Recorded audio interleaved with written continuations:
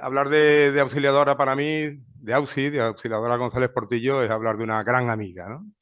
Una amiga en todo lo que significa la palabra. Y además hablar de una persona que me ha enseñado bastante.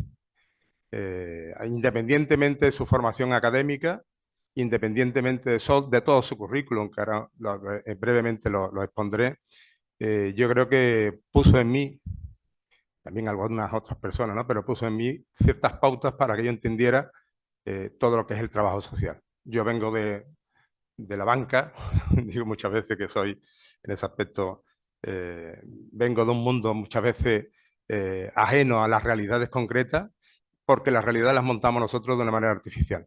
Y Ausi me enseñó a ver la realidad, porque no solamente podemos mirar la realidad, creo que hay que saberla interpretar, ¿no? Y por eso, en un momento determinado, incluso coincidimos, ella como secretaria general de Sevilla y yo como director diocesano de Jerez, bueno, coincidimos en la Cáritas Regional. Ella estaba ya como secretaria general de Cáritas Regional y yo entré como administrador de Cáritas Regional. Al final, yo me quedé en su puesto, pero me puso el listón muy alto, muy alto. Porque además, anteriormente a AUSI, estuvo Germán Jaray, que también es otro gran profesional y otro gran científico de lo que es el trabajo social. Ambos son profesores de la Universidad Pablo de Olavide, ¿no? Ausi es diplomada en trabajo social y está licenciada en antropología. Es doctora en ciencias sociales por la Universidad Pablo de Olavide. Profesora titular del Departamento de Trabajo Social y Servicios Sociales de la Universidad Pablo de Olavide. Combina la docencia en distintos grados y con máster, con la participación en proyectos de investigación, tanto nacionales como internacionales. Es autora de varias publicaciones científicas y su línea de investigación se ha centrado en las vulnerabilidades sociales y en el papel del tercer sector y de las políticas públicas ante las mismas, concretamente el papel de los servicios sociales. En la actualidad está aterrizando y trabajando una nueva línea de investigación en los contextos rurales. Bueno, pues ella va a enmarcarnos un trabajo que yo creo que habría que desglosar un poco. Ella se meterá en más profundidades, ¿no? La preocupación por el hogar y el lugar donde habitamos está en el ADN de Cáritas, porque los dos somos voluntarios en Cáritas. Y hablamos de esta manera porque el hábitat es el lugar donde nosotros nos desarrollamos y ambientamos nuestra vida. ¿Y por qué hablamos de Cáritas? Porque Cáritas está en todos los barrios. Tenemos un observatorio privilegiado. En todos los barrios hay una parroquia, donde hay una parroquia hay una Cáritas, ¿no? Y a través de esas Cáritas podemos llegar al corazón de las personas. Porque cuando alguien llega a Cáritas, lo primero que hacemos es mantener simplemente una conversación. Y esa conversación se deriva en una entrevista. Y especifico lo de entrevista porque ya le damos un matiz, algo más que relajado de lo que puede tener una conversación, ¿no? En la entrevista alguien habla y otra persona escucha. El voluntario de Cáritas escucha. El tradicional trabajo de Cáritas en los barrios no es algo nuevo, no es algo que se haya impuesto con el boom del trabajo social, que es relativamente nuevo.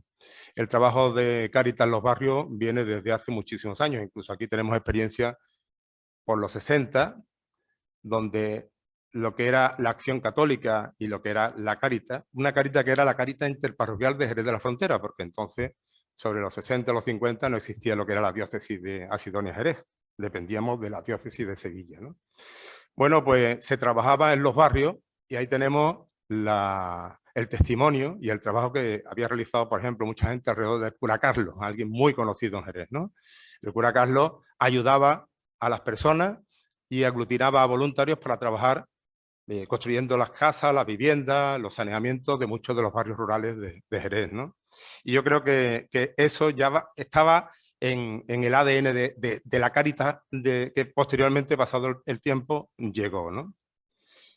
Y es más, en el año 1967, la Cáritas Interparroquial de Jerez, a través de un secretariado que se llamaba el Secretariado Pro Suburbio, ya puso la base para hacer un trabajo científico de la mano de Marcos Marchoni. Marcos Marchoni, que actualmente bueno, falleció hace 3 años por ahí, pero en los últimos años, bueno, fue el impulsor de los trabajos de la iniciativa comunitaria en la zona sur de Jerez, ¿no? Bueno, pues ya en el año 67, Cáritas, el secretario de Prosuburbio, ya le propone a Marco Marchoni que haga un estudio científico de las circunstancias que rodean a la pobreza y a la degradación del barrio, de los barrios de la zona sur. Y seguimos ahí en ese trabajo. Muchas veces yo siempre decía, seguimos en el fracaso.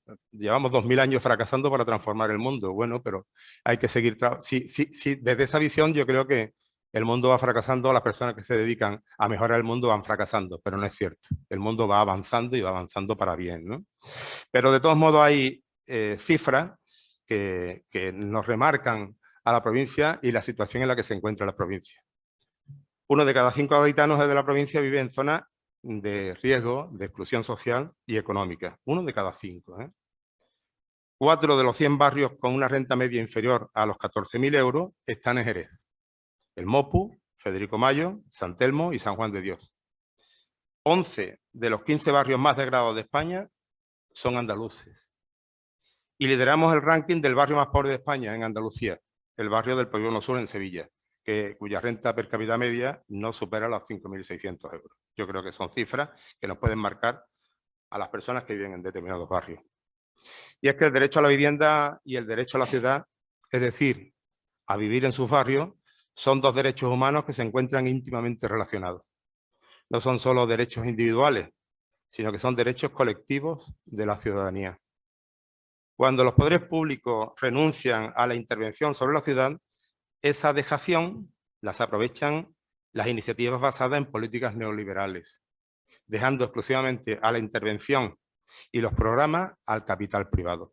Y así, la ciudad se va transformando en un mero espacio para inversiones especulativas, donde priva la ganancia en detrimento de espacios de desarrollo, convivencia y apoyo social para los que en ella viven. Hablar del derecho a la vivienda es poner encima de la mesa otros derechos. Derechos que inciden en nuestra calidad de vida. El derecho a la educación, el derecho a la salud, a la cultura, a la política. El derecho a la vivienda es un derecho constitucionalmente subjetivo. Es un derecho individualizado per se. Si bien los sucesivos gobiernos no han cumplido con el deber jurídico de respetar, proteger, garantizar, promover y no vulnerar este derecho fundamental y constitucional como es el derecho a la vivienda y, lógicamente, su entorno. Así ha habido dejación en la rehabilitación integrada y la lucha contra la degradación de los barrios o el alquiler social. Y esa intervención pública y diversificación del modelo de acceso son, junto a la regulación del derecho a la vivienda, las que se constituyen ejes clave de una política de vivienda. El modelo residencial español, basado fundamentalmente en la producción masiva de vivienda y en la propietarización, ha derivado en la expansión productiva y continuada de viviendas como objetos de inversión, produciendo un urbanismo ilimitado con una ocupación indiscriminada de suelo para la construcción de viviendas nuevas y el olvido de la ciudad consolidada. No sé si os vaya imaginando un poco, ¿no? Y es que esa inversión sobredimensionada conlleva otras fuentes de negocio que introduce una espiral para generar un tipo de negocio, como es el de la construcción de grandes infraestructuras de transporte, circunvalaciones, autovías, que posibilitan a su vez el acceso a nuevas bolsas de suelo para continuar con esa catarsis de desarrollo inmobiliario. Esa dejación y casi el abandono del liderazgo político e institucional han posibilitado ese modelo y así han entregado la gestión de la transformación del suelo a intereses privados con gran capacidad estratégica. La forma en que se ha construido el territorio ha ido dejando cada vez más en el olvido las actuaciones en otras zonas menos rentables social y económicamente y profundizando aún más la degradación de determinados barrios. Esa situación es la que ha provocado el olvido de la ciudad consolidada y el abandono de las necesarias políticas de rehabilitación de viviendas, propiciando barrios degradados. Una política decidida para la rehabilitación y actuación en las áreas urbanas degradadas física y socialmente implicaría la necesaria reestructuración del sector de la construcción, posibilitando la generación de empleo estable y mantenido en el tiempo, además de acometer la satisfacción de necesidades sociales y acciones contra la vulnerabilidad urbana y la exclusión social. Y las necesidades existen, lógicamente, ya que hay territorios de actuación y en cantidad. El Ministerio de la Vivienda, que desapareció en el 2010 y cuyas competencias pasaron al Ministerio de Fomento, disponía de un registro de 900 barrios desfavorecidos en España, 900 barrios. Y solo actuando sobre la rehabilitación integral de esos edificios de vivienda, se habría posibilitado la rehabilitación de la ciudad y de sus barrios, a nivel físico y a nivel social. Por eso, desde Cáritas y muchas de las organizaciones presentes en la mesa del tercer sector, reclamamos y consideramos necesaria una nueva política de vivienda y, por tanto, una ley de vivienda.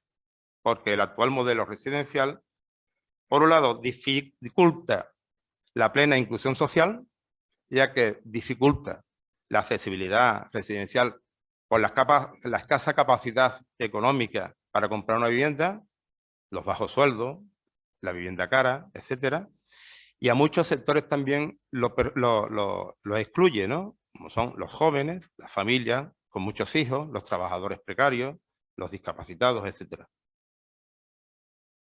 que necesitando alojamiento son condenados a la vulnerabilidad urbana, produciendo exclusión social y residencial, porque al final se meten en los guetos.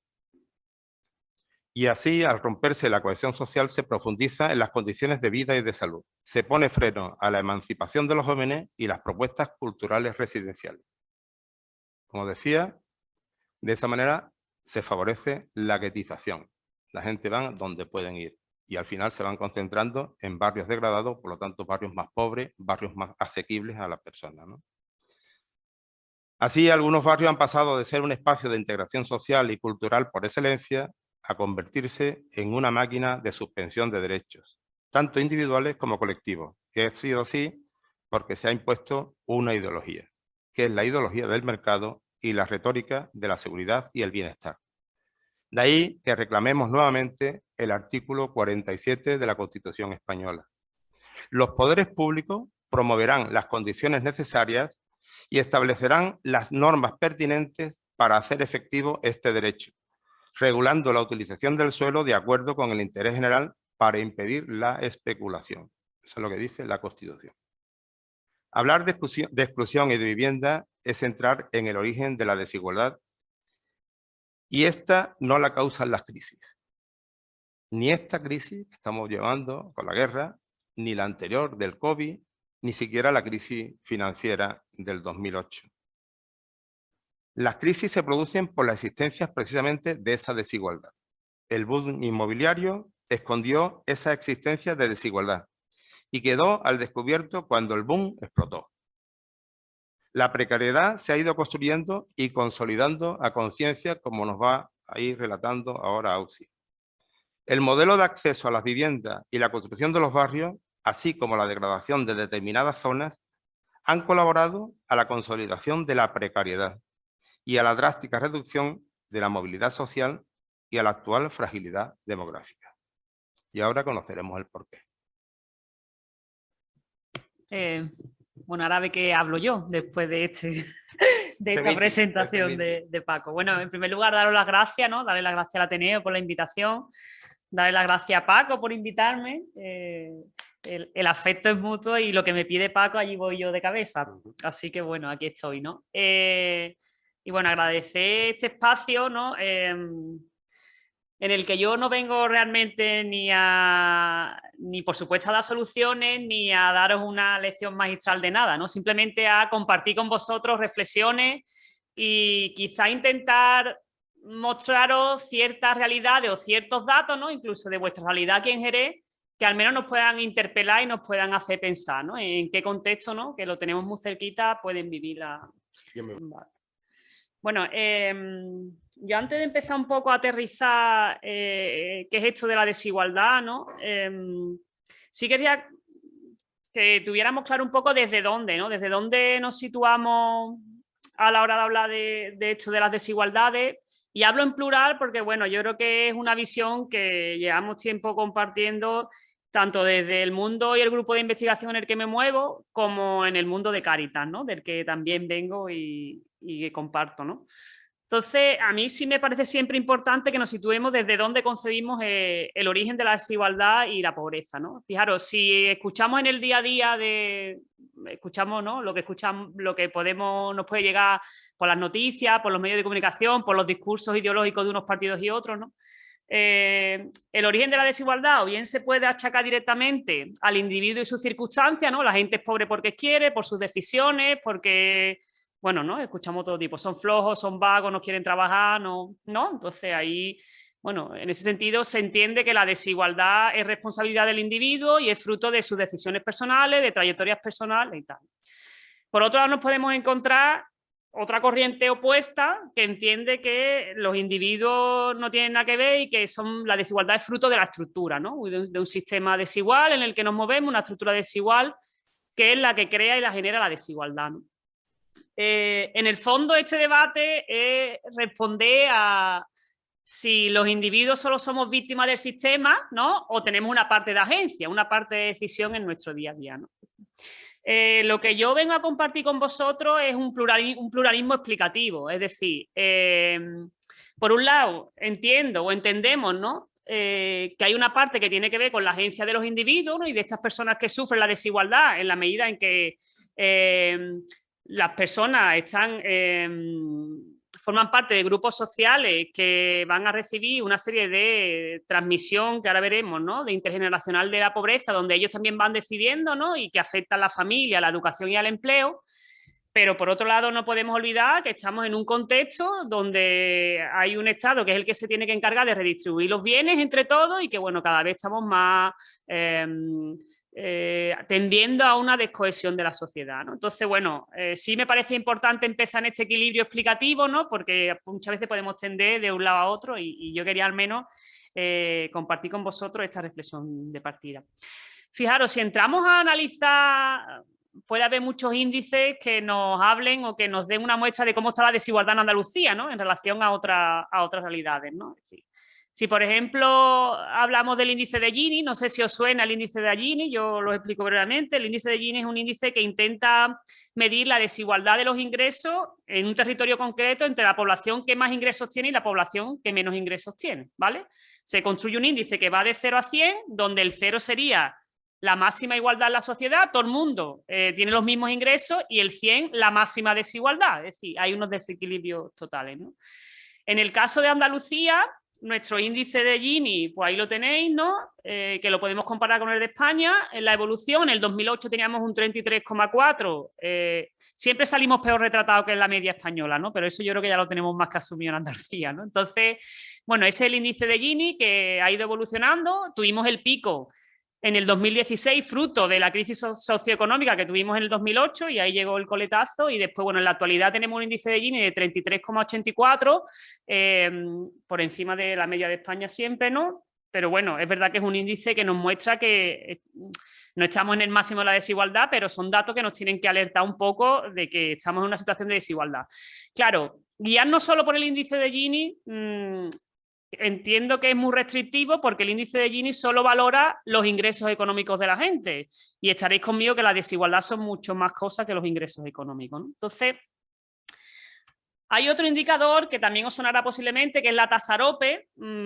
La tasa AROPE es un criterio, una forma de medir la pobreza y la vulnerabilidad que puso en marcha la Unión Europea a partir de los años 2000, cuando empezaron a ya llegar fondos de desarrollo regional a los países más vulnerables o más empobrecidos. Claro, la Unión Europea necesitaba crear un indicador común de todos los países de Europa para medir cómo estaba un país y otro a la hora de desarrollar sus políticas, ¿no? Entonces, para esta tasa AROPE, lo que tiene en cuenta es, para esta tasa, el riesgo de pobreza va en función de 3 indicadores. Si se cumple alguno de estos 3 indicadores, se supone que está en riesgo de pobreza. Uno de ellos es tener unos ingresos inferiores al 60% de la media española, ¿vale? Otro indicador sería tener una privación material severa. ¿Y qué se entiende por privación material severa? Pues que ellos establecen 9 indicadores que están relacionados con el poder hacer frente a gastos imprevistos, el poder mantener la vivienda en una temperatura adecuada, el tener teléfono, el tener coche, el tener posibilidad de irte una semana de vacaciones, una serie de indicadores. Y si no en la medida en que no cumplas con 4 de ellos, ya se considera que estás en riesgo de pobreza o en vulnerabilidad, ¿vale? Son 9 indicadores que te marcan. Y otro indicador que valora es el nivel de empleo, ¿no? El índice de empleo, de intensidad del empleo en los hogares, ¿no? En la medida en que haya más intensidad de empleo, hay menos riesgo de pobreza. En la medida que haya menos intensidad de empleo, hay más riesgo de pobreza. En ese sentido, bueno, aquí tenéis los datos. De nuevo, estamos bastante por encima. Aquí sí salimos peor reflejados con respecto a la media española, ¿no? La tasa europea en Andalucía para el 2021 era de 38,7 y la media española de 27,8. O sea, subimos como 11 puntos en relación a la media española, ¿no? De nuevo, esta forma de medir la desigualdad tiene sus limitaciones porque, si os fijáis, también se centra mucho en lo material y en lo económico, ¿no? Lo que tiene que ver con el empleo y la adquisición de elementos materiales, ¿no? Y después hay otro indicador que quizás es el que más hemos desarrollado desde Cáritas, que entendemos que es mucho más complejo, que da una visión mucho más amplia de lo que es la desigualdad, porque no solo contempla esa mirada a lo económico o a lo material, ¿no? Que tiene que ver con los ingresos, que tiene que ver con el empleo, sino también tiene en cuenta otro tipo de indicadores, como son indicadores que tengan que ver con el acceso a derechos sociales, cómo se está en educación, en sanidad, cómo se está, ¿vale? En vivienda, ¿no? Como hablaba antes Paco, y también indicadores que tienen que ver con lo social, ¿no? Todo lo que tiene que ver con las relaciones sociales, el capital social, la existencia de conflictos, porque eso también afecta a las desigualdades. Entonces, el índice sintético de vulnerabilidad y exclusión, el ISES, que es el que guía los informes FOESA, que me imagino que os sonará, los informes FOESA sobre pobreza y vulnerabilidad. Bueno, estos son los datos del FOESA Andalucía, el último que tenemos, más reciente, que ya en breve saldrá el otro, entiendo. Y bueno, ahí, si os fijáis, en relación a España, a la media española, bueno, donde salimos peor parados es en el eje económico, ¿no? En el eje político y en el eje social estamos incluso mejor que la media española, pero seguimos siendo muy vulnerables en lo que tiene que ver con el empleo y con la vulnerabilidad económica. Fijaros, cuando hablamos de desigualdad, si alguno piensa en alguien que entienda que esta situación de desigualdad, nos pueden salir un montón de dimensiones que atraviesan la desigualdad. Yo he puesto ahí alguna, pero seguro que se os ocurren alguna más, ¿no?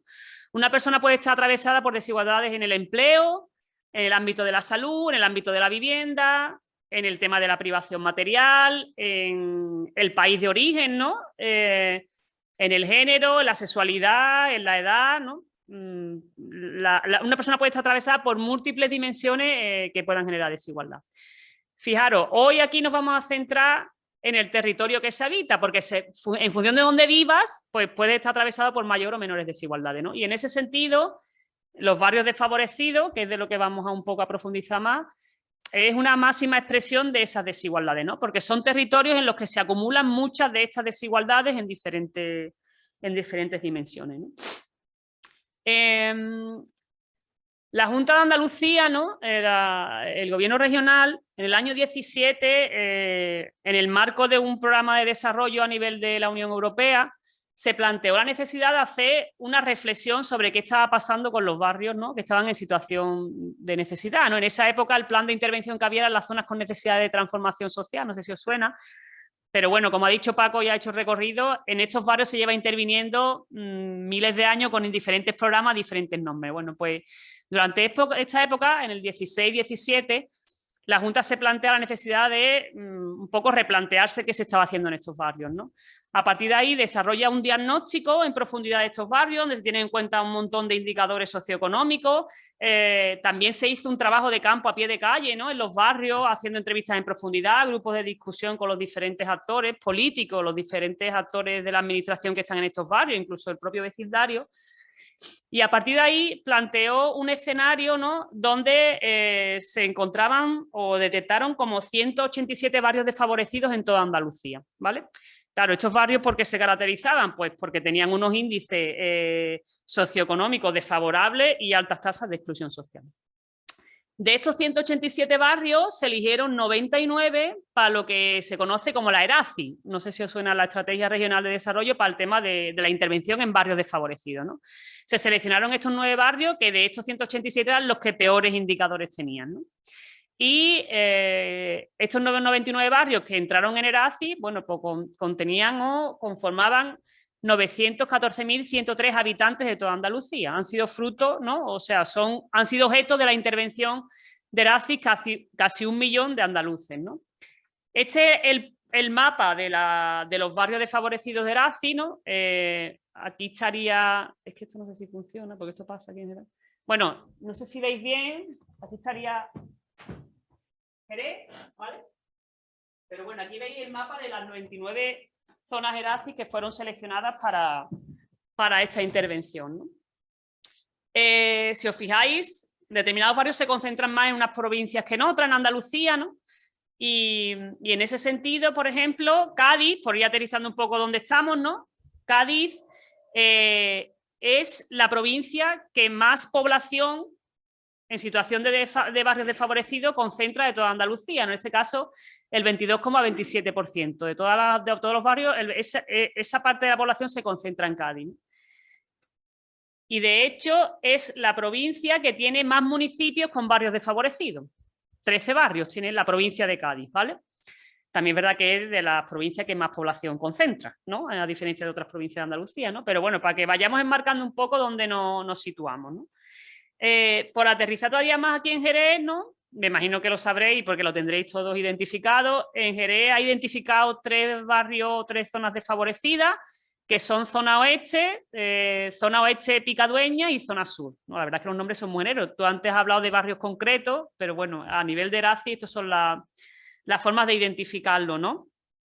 Y fijaros, estos tres barrios componen el 23,8% de la población de Jerez, es decir, prácticamente 1 de cada 4 ciudadanos de Jerez vive en esta zona y por tanto vive en una zona desfavorecida, ¿no? Más de 50.000 personas, ¿no? Entonces esto ya es un primer dato que es importante que tengamos en cuenta en la realidad de Jerez, ¿no? Que 1 de cada 4 jerezanos, ¿no?, vive en estas zonas con necesidades o en estas zonas desfavorecidas, ¿no? Fijaros, ¿qué caracteriza a estos barrios, ¿no? ¿Qué elementos, ¿no?, pueden caracterizar a estos barrios, ¿no? Principalmente 2, ¿no? Por un lado, la transmisión intergeneracional de la pobreza, que ahora profundizaremos, y por otro lado, la construcción urbanística de la pobreza, ¿vale? Que es un poco también lo que ha estado hablando, enmarcando antes Paco. Vamos a hablar primero de la transmisión intergeneracional de la pobreza. ¿Qué es eso de la transmisión intergeneracional de la pobreza, ¿no? Bueno, pues no deja de ser la dificultad que una generación que ha estado en circunstancias de vulnerabilidad y exclusión y de pobreza tiene para superar la situación socioeconómica de sus padres cuando llegan a la siguiente generación. Es decir, por explicarlo de otra manera, cuando un niño nacido en circunstancias o ha experimentado en su infancia una situación de pobreza, cuando llega a la edad adulta no es capaz de salir de esa situación de pobreza, sino que sigue un poco reproduciendo la realidad socioeconómica que han tenido sus padres, ¿no? O como muchas veces ejemplifica Cáritas, ¿no?, esa idea del ascensor social donde en determinadas realidades ese ascensor social ni siquiera funciona. Es decir, yo creo que aquí la infografía esta que usa Cáritas es muy visual, ¿no?, donde establece cómo la sociedad puede estar dividida en plantas, lo tenéis ahí, ¿no? Y cómo en esa primera planta, que sería la sociedad estancada, si os fijáis, aparece como que el ascensor está estropeado, ¿no? Es una población que está ahí y va a seguir estando ahí, y los hijos que vivan ahí y de las siguientes generaciones van a seguir estando en esa planta, porque es que ni siquiera tienen acceso, posibilidad de subir, ¿no? Después hay una segunda planta que no es menos importante, que es lo que llaman ellos sociedad insegura o colectivos vulnerables, donde tienen muy difícil subir, pero tienen siempre riesgo de bajar, ¿no?, y de caer, ¿no? Y ese es el principal miedo que tienen, el que no caer en esa sociedad estancada, ¿no? Y después una sociedad que está en situación de las tercera, cuarta y quinta parte, donde ahí sí es fácil subir y bajar y está una sociedad ya más acomodada, ¿no? Entonces, en eso se define la transmisión intergeneracional de la pobreza, ¿no? Una generación que sabe que sus hijos, ¿no?, por decirlo ahora, van a seguir reproduciendo y van a seguir estando estancados en la misma situación en la que ellos están, ¿no? Claro, en ese sentido, os pongo ahí, ¿no? La pobreza no se transmite como un paquete, ¿no? Tú vas y heredas un piso y un paquete de pobreza, ¿no? Es decir, normalmente las generaciones nos transmiten y heredan muchas cosas, ¿no?, positivas y negativas, ¿no? ¿Qué cosas, si pensáramos cada uno en qué cosas creo yo que me han dejado mis generaciones anteriores, ¿no?, o qué cosas creo yo que voy a dejar a los que vienen por detrás, ¿no? Bueno, pues son muchas cosas, ¿no? Es decir, por un lado podemos heredar todo lo que tiene que ver con lo material, activos financieros, material, medioambiental, podemos heredar tierras, ganado, equipamiento, sustento, incluso deuda, también heredamos, en muchos casos se pueden heredar, ¿no? Pero también heredamos aspectos humanos, todo lo que tiene que ver la educación, el valor que se le da a la educación, ¿no? O la importancia que se le da en nuestras familias a la educación, cómo nos manejamos en estrategias de poder, en las relaciones de poder, incluso cómo expresamos nuestra afectividad también lo heredamos en muchos casos, nuestra salud física, incluso en muchos casos enfermedades, también heredamos enfermedades, ¿no? Pero también todo lo que tiene que ver con una actitud y elementos culturales o tradiciones, ¿no? Si pensamos cada uno en nuestra familia, bueno, pues heredamos también una serie de estatus, una serie de prejuicios, en muchos casos podemos heredar también estigmas, una serie de valores, ¿no? El valor del esfuerzo, el valor de, ¿no? Ese tipo de cosas también se heredan. El papel que creemos que tenemos que tener en la política, en la participación colectiva. También heredamos redes sociales de nuestras generaciones, parientes, redes de familia extensa. Entonces, todo eso lo heredamos, ¿no? Para bien o para mal, lo incorporamos a nuestro paquete de herencia, ¿no? En ese sentido, de todo eso que heredamos, parece ser que tanto el nivel de formación que han tenido nuestros padres como el haber pasado situaciones de pobreza o de vulnerabilidad en la adolescencia son dos elementos que marcan mucho a las generaciones posteriores y que van a marcar mucho un poco su devenir en ese sentido, ¿no?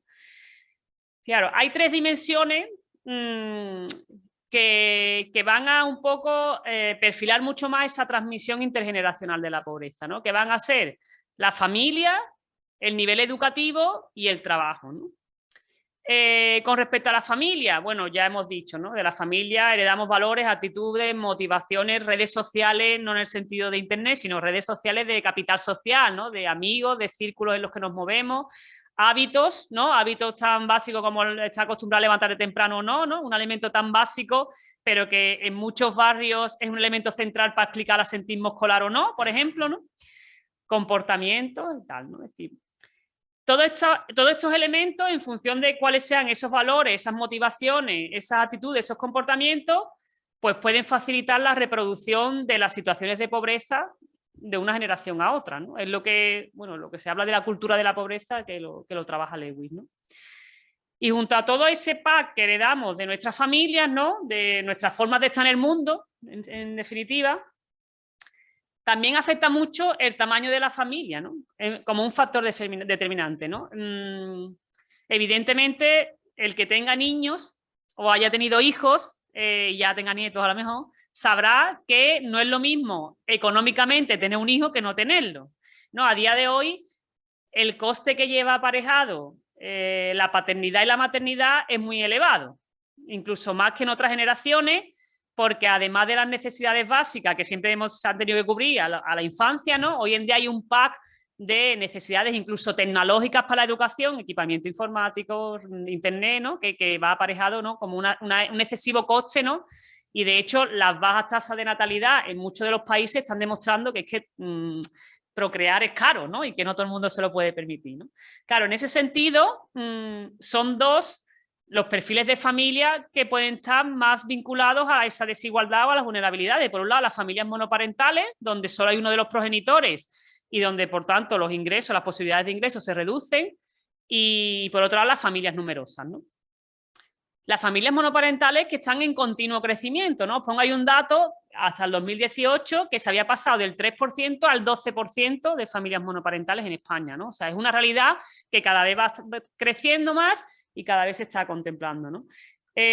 Para que veáis algunos datos, ¿no? De lo que estamos hablando, ¿no? Os pongo ahí algunos datos de la encuesta de condiciones de vida del 2020, donde el riesgo de pobreza en hogares sin niños era el 16%, pero en el caso de los hogares con niños casi se duplicaba, ¿no? Al 28%.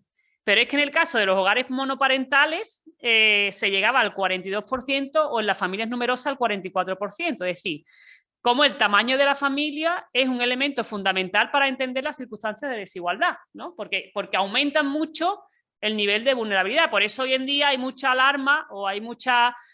con el tema de la pobreza infantil, ¿no? Porque en el fondo estamos hablando de los que más sufren esta realidad son hogares con menores, ¿no? Pero junto a la familia, ¿no? Tenemos el nivel educativo de nuestros padres, ¿no? Es decir, la formación escolar a día de hoy, bueno, sigue siendo uno de los mecanismos fundamentales para poder avanzar y para poder generar cambios en la sociedad, ¿no? Y poder tener una sociedad mucho más permisiva con la movilidad social, ¿no? Y fijaros, los niveles educativos de nuestra familia de origen, pues tiene una consecuencia o tiene una implicación muy importante en la formación que vamos nosotros a tener posteriormente, ¿no? Es decir, yo cuando vi estos datos me quedé sorprendida porque siempre la había escuchado, pero no me parecía que fueran tan evidentes a nivel de datos, ¿no? Es decir, no sé si lo veis bien porque los datos son muy chicos, pero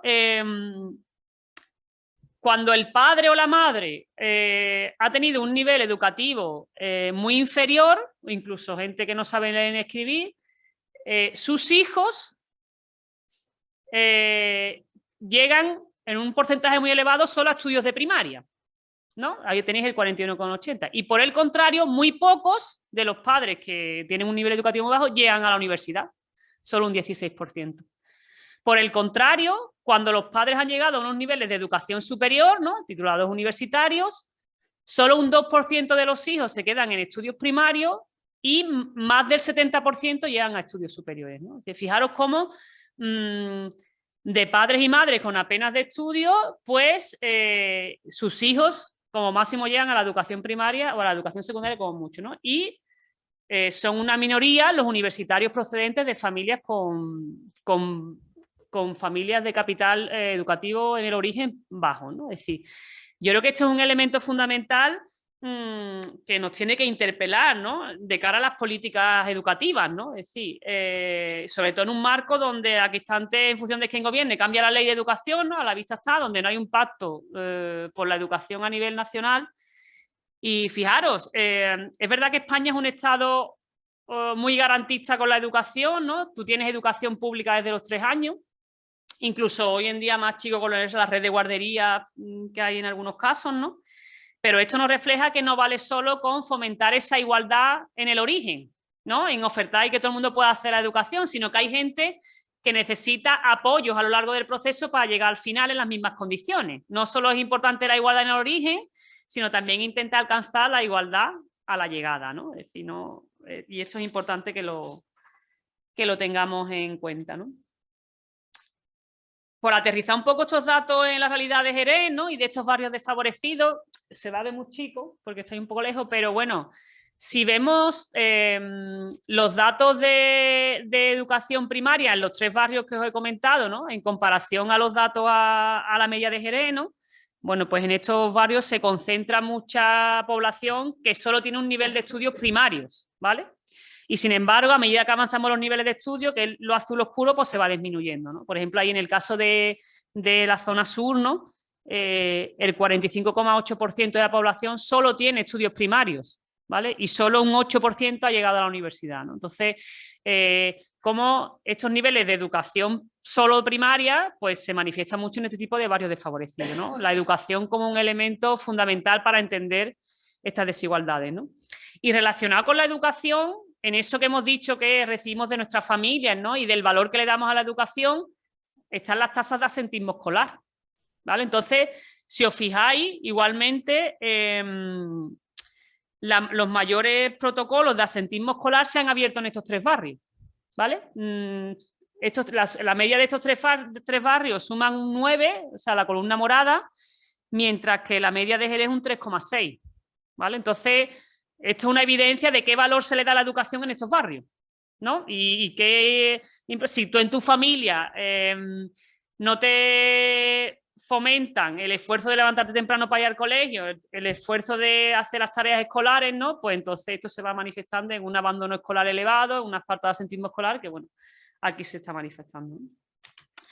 Y con respecto a, hemos hablado de la familia, hemos hablado de la educación, vamos a hablar ahora del trabajo, ¿no? Es decir, en la misma línea de esa transmisión intergeneracional de la pobreza, existe una alta correlación entre si tú te has criado en un contexto donde tus padres han estado en situación de desempleo, bueno, pues posiblemente eso haga que tú, de mayor, en el estado adulto, tengas más problemas económicos y estés en situación mayor de riesgo de pobreza y exclusión social, ¿no? Es decir, la media, la posibilidad se aumenta a un 40%, ¿no? E igualmente, si tus padres han pertenecido a un colectivo de empleo no cualificado o han trabajado en el sector de la agricultura o de la pesca, también tienes más probabilidad de en el futuro, como hijo, cuando llegues a la edad adulta, de tener más problemas económicos y mayor riesgo de pobreza, de vulnerabilidad y de exclusión social. Claro, en definitiva, las ocupaciones de nuestros padres nos pueden ofrecer una mayor o menor protección futura a los descendientes, ¿vale? Es decir, igual que nos marca el nivel educativo de los padres, también nos marca en qué trabajan nuestros padres, ¿vale? En ese sentido, os pongo aquí este dato porque me pareció muy sorprendente, lo conocimos en una jornada que estuvimos Paco y yo hace poco en la Universidad de Loyola, ¿no? Cómo con un mismo nivel educativo, ¿no? Niños o jóvenes que tienen el mismo nivel educativo, los que son hijos de determinadas profesiones, ¿no? Ahí hablan de directivos, políticos, abogados, bueno, también hablan de los profesores universitarios, pero yo esto lo pongo en duda, ¿no? Ganan entre 250 y 500 euros más que los hijos de otros colectivos cuyos padres han tenido otras ocupaciones, teniendo la misma formación, ¿vale? Entonces, claro, esto nos hace ver que la formación es importante, pero también es importante otro tipo de elementos, como las redes, el capital social, el tener relaciones, ¿no? Es decir, porque teniendo la misma formación, que haya chavales que accedan a puestos donde ganan mucho más, que, ¿no? Y tiene que ver con la formación y el nivel de capital social que en muchos casos pueden tener los padres, ¿no? Claro, y todo esto, ¿no? Se concentra en el tema en altas tasas de desempleo, que es lo que se da en esta realidad de los barrios desfavorecidos, ¿no? Normalmente en estos barrios desfavorecidos se concentra una tasa de desempleo muy por encima de la media de la ciudad y de la media nacional, ¿no? Y además a esto se suma una realidad de mercado laboral que, bueno, que yo creo que todo el mundo somos conscientes, donde existe una brecha salarial, donde hay ingresos suficientes, donde tenemos contratos muy temporales, donde hay mucho empleo de exclusión, donde hay parcialidad, ¿no? En la contratación, donde se mueve muchísima economía informal, sobre todo en este tipo de barrios, ¿no? Y donde hemos llegado hoy en día a una situación donde la pregunta no es tener si tengo trabajo o no, sino si tengo un buen trabajo o no, ¿no? Es a lo que hemos cambiado, ¿no? La pregunta ya la clave no decía a ver si mi hijo tiene trabajo, a ver si mi hijo tiene un buen trabajo, ¿no? ¿Por qué? Porque está apareciendo, bueno, ese fenómeno que ya existía en su época, pero que ha vuelto a aparecer con más fuerza, que es la idea de los trabajadores pobres o los empleados pobres, ¿no? Nos estamos encontrando en muchos de estos barrios gente que aun teniendo trabajo no llega a fin de mes, ¿no? Porque no, y tienen que ir a Cáritas, tienen que ir a los servicios sociales porque después de pagar la luz, el agua, el alquiler, pues no llegan a fin de mes, ¿no? Entonces, hoy en día ese valor que tenía ante el empleo y el trabajo, debido a la precariedad en la que está sumida el mercado laboral, no es garantía de nada, ¿no? Entonces, hoy en día, esa idea del trabajo es la salvación, ¿no? O es lo que te garantiza la movilidad social, pues no, ¿no? Es decir, hoy en día estamos en una realidad laboral donde incluso trabajando hay gente que lo pasa mal, ¿no? Y en estos barrios es donde se concentra una gran parte de esta realidad, tanto el desempleo como gente trabajando en situaciones muy precarias, ¿vale? Los que trabajan en muchos casos en situaciones muy precarias que no llegan a fin de mes. Pero junto con esta idea de la transmisión intergeneracional de la pobreza, ¿no? Que caracteriza mucho estos barrios, tenemos otro elemento que creo que es igualmente importante, que es la construcción urbanística de la pobreza, ¿no? Que aquí Paco está hablando un poco de ello, ¿no? Es decir, si pensamos en este tipo de barrios, ¿no? Vosotros que sois de Jerez pensáis en estas tres zonas, ¿no?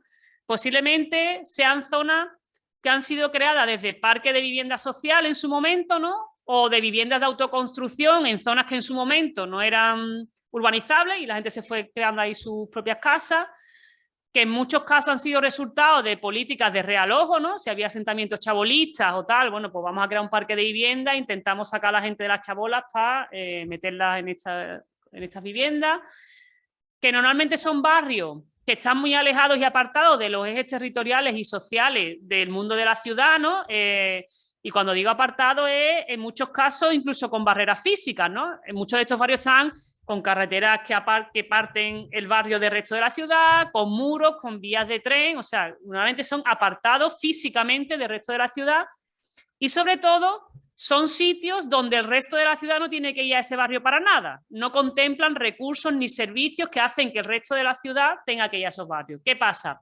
Que en ese sentido son barrios que en muchos casos son considerados guetos, ¿no? Y que crean una barrera simbólica entre ellos y nosotros los incluidos, ellos los de aquel barrio, ¿no? Claro, eso comporta un estigma para la gente que habita esos barrios que no es fácil de convivir, ¿no? Y un estigma que en muchos casos, yo me he encontrado casos de gente que, en el caso de las 3.000 viviendas allí en Sevilla, que para los currículum o para las ofertas de trabajo no pone su domicilio real, porque el poner que vive en el polígono sur, ¿no? O en la zona de las 3.000 viviendas, ya es un elemento para que te echen para atrás. No sé si me entendéis, ¿no? Entonces, claro, eso ya es de partida un elemento de desigualdad, el decir que vives en tal barrio o cual, ¿no? Entonces, claro, eso es importante que se tenga en cuenta, ¿no? En este sentido, si os fijáis en el caso de aquí de Jerez, ¿no?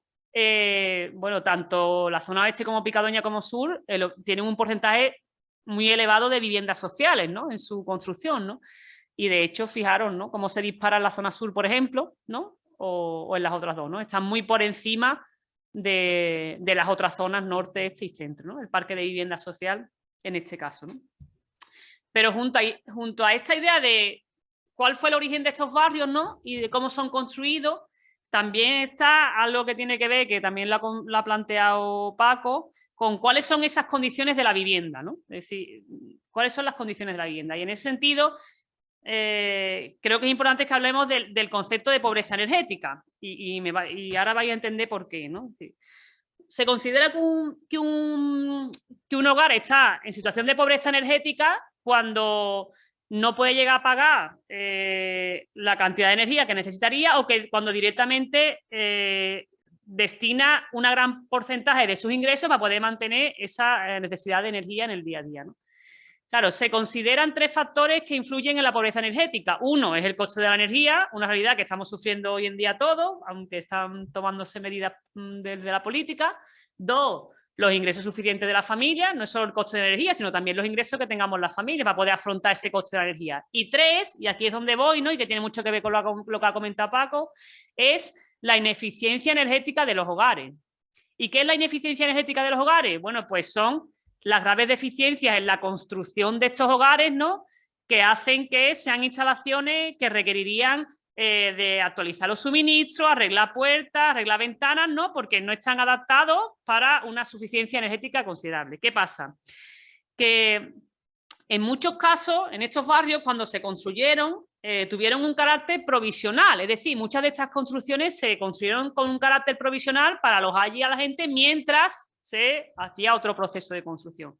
Claro, esa provisionalidad se ha alargado 50 y 60 años hasta la actualidad, ¿vale? Y esa provisionalidad fue hecha también con una provisionalidad en los materiales de construcción, ¿no? Y en las formas de construir, ¿no?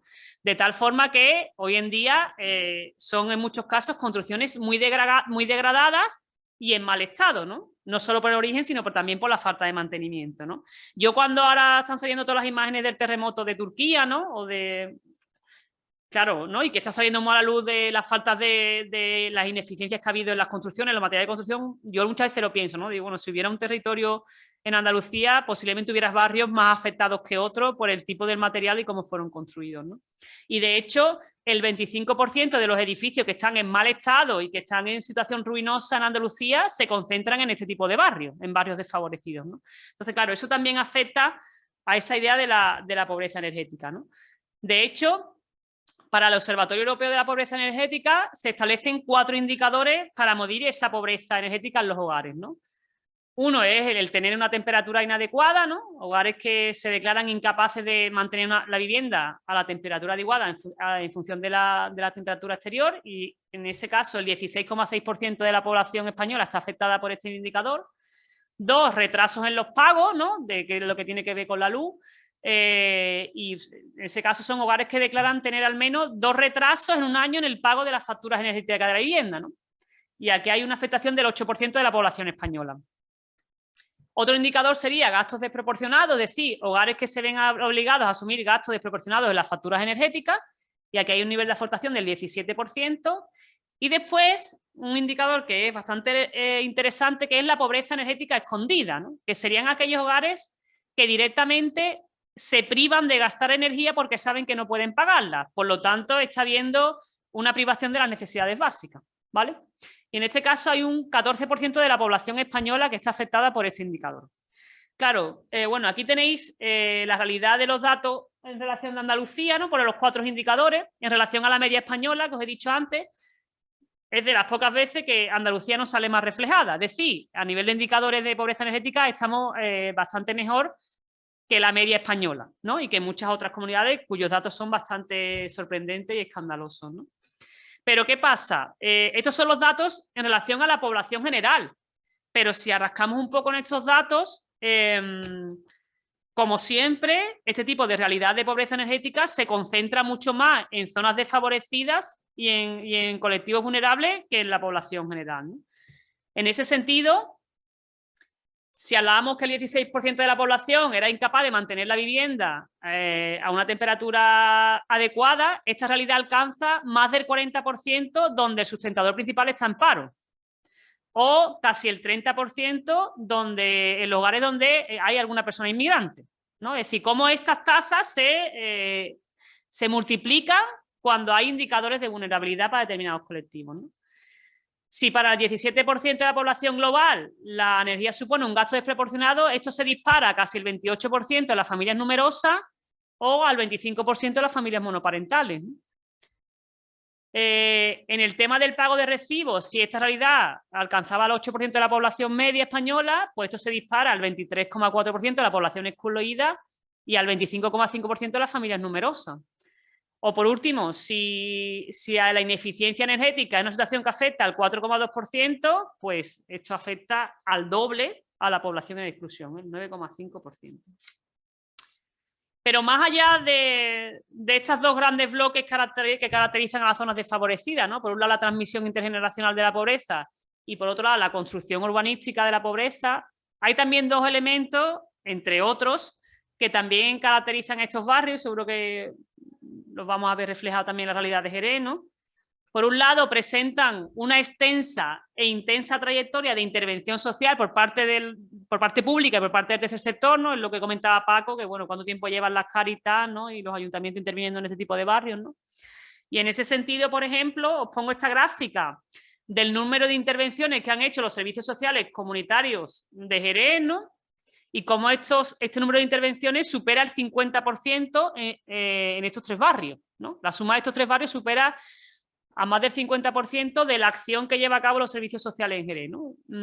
O si valoramos el índice de intervenciones habitantes por tipología, ¿no? De intervenciones, ¿no? Como la concentración de estas 3 zonas, bueno, superan con muchísimo a la media del resto de Jerez, ¿no? Si el resto de Jerez en intervenciones económicas se ha llevado un 4,5%, estas 3 zonas, la media llegan al 10%, ¿no? O en tema de garantía alimentaria, si la media en Jerez es del 1%, en esta zona es el 3%, ¿no? Es decir, como son zonas que están muy intervenidas por servicios sociales y muy intervenidas por el tercer sector, ¿no? En esa idea de, en cierta forma, una cierta dependencia ya del sistema, ¿no? Son familias ya muy dependientes de las prestaciones, de las subvenciones y en ese sentido, bueno, ¿no? En respecto a la renta mínima de inserción, de nuevo en esta zona, la mayor población que cobra la renta mínima de inserción aquí en Jerez se concentra en estos barrios también, ¿no? Muy por encima de la media, ¿no? Fijaros que la media es de 7,5 y se duplica en estas 3 zonas en los ingresos de renta mínima de inserción. Y junto con esta fuerte intervención, extensa, intensa intervención social, también suelen ser zonas que por lo general pueden presentar ciertos problemas de seguridad, de convivencia vecinal, de conflictividad, ¿no? Y aquí os quería mostrar el dato de las intervenciones de la policía local de aquí de Jerez en estos barrios, ¿no? Es decir, cómo de nuevo la intervención policial que se concentra en estos 3 barrios supera el 50% de las intervenciones policiales que se lleva a cabo aquí en Jerez, ¿no? Es decir, son características, bueno, son cuestiones que nos hacen ver un poco qué caracteriza a este tipo de barrios, ¿no? Fijaros, para ir terminando ya, ¿no?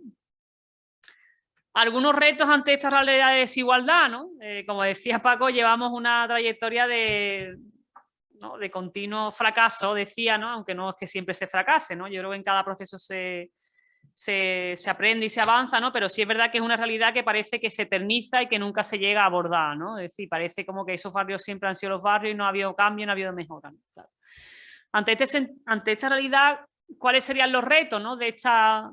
ante estos barrios, ¿no? Bueno, primero, la necesidad de la evaluación de las políticas públicas que se han implementado, ¿no? Es decir, la administración pública lleva años y años interviniendo en estos barrios, haciendo inversiones de dinero en estos barrios, pero nunca se evalúan las políticas, ¿no? Parece que en España no hay cultura de la evaluación de las políticas públicas, no hay una cultura donde se diga, bueno, si se ha implementado, por ejemplo, la ERACIS ahora, que ya ha terminado, vamos a evaluar cómo ha ido el programa, vamos a evaluar qué indicadores ha habido, si ha habido efectos positivos, no, o no se ha hecho evaluación, ¿no? Y como la ERACIS, miles de programas y de acciones que se ponen en marcha y que nunca se evalúan, ¿no? Por tanto, se ponen en marcha, pero no se sabe si han funcionado bien o mal o no, ¿no? Entonces, eso es un reto de las políticas públicas que no solo pasa en las políticas sociales, sino yo creo que en las políticas en general, ¿no?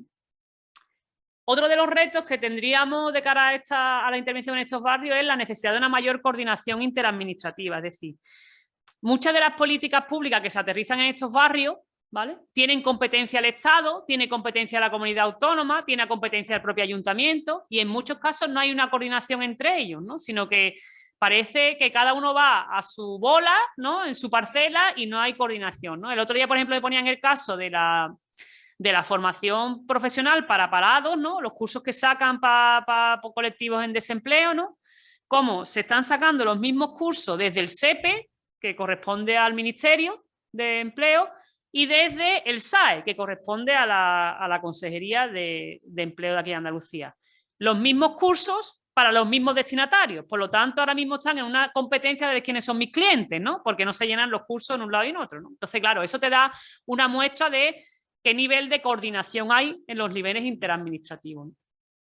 Pero junto con la necesidad de una mayor coordinación interadministrativa, también haría falta una mayor coordinación interdepartamental. Es decir, como hemos visto antes en el círculo eso que os he puesto, ¿no?, la intervención en estos barrios requiere de intervención en muchos ámbitos, en educación, en empleo, en sanidad, en seguridad, en servicios sociales, bueno, en muchos ámbitos, ¿no? Y el problema es que entre ellos no están coordinados y comunicados, ¿no?, sino que cada uno tiene su parcela, pero no quiere saber nada del otro, ni hay mayor intención de coordinarse en los ámbitos, ¿no? Por poneros un ejemplo, ¿no?, la ERACIS, cuya finalidad era la puesta en marcha de itinerarios de inserción laboral de los colectivos de estos barrios, ¿no? Empleo apenas ha estado en la ERACIS. Ni ha estado ni se le esperaba, ¿no? Es decir, lo cual es una muestra de la falta de integración de los diferentes ámbitos de la política pública entre sí, ¿no? Y bueno, con esto ya termino, que yo creo que ya he saturado de datos y de información. Y bueno, daros las gracias y